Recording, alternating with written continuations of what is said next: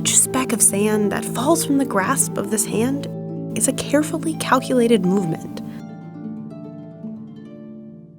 When Joe Mangrum isn't creating pieces in galleries or in his studio, he spends a lot of his time in Washington Square Park, in New York City.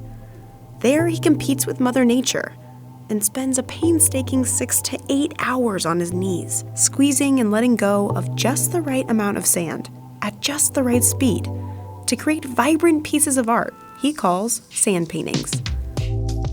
Sand painting is exactly what it sounds like. It's the art of pouring colored sand onto a surface to create a design.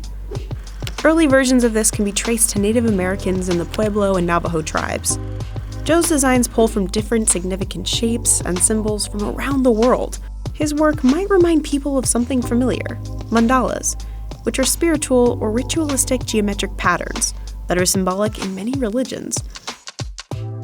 But Joe's work isn't religious or ceremonial. I don't use the term mandala specifically because I feel it puts people in the more Eastern philosophy box. And I'm really incorporating different cultures around the world, from Africa.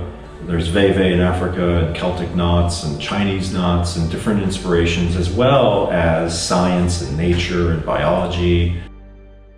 So how exactly does this painstaking artwork come together? And why do it in a park? The most important factor for Joe in deciding if he'll make the trek to Washington Square Park isn't the temperature, but the wind. If the wind gets up to 15 miles per hour or so, it's dust. When the wind isn't ideal for creating his pieces, he'll work in his studio. These are more intricate, precise, and permanent, so that people can enjoy them, even if they're not in the park. But if the wind conditions are good, Joe will carry about 25 pounds of colored sand to the park to create his work.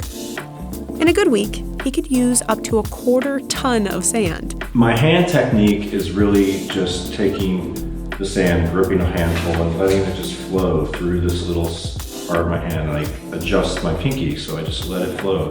That part seems pretty simple. But mixing it with more specific and intricate detail work like shading and smaller shapes means Joe must have complete control of his hand muscles. I can do quick lines and stop it just by squeezing my hand together, and then kind of redefine them by going over, back and forth. Knowing how much sand to release and how quickly or slowly to do it is crucial for Joe to execute his vision. And it's a process that has taken over 10 years of practice.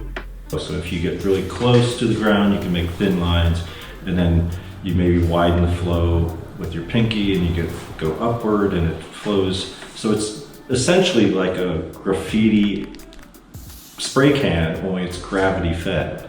So the further you get back, the wider the spray. So creating designs as intricate as these should require hours of planning, right? Well, in reality, none of it is planned at all.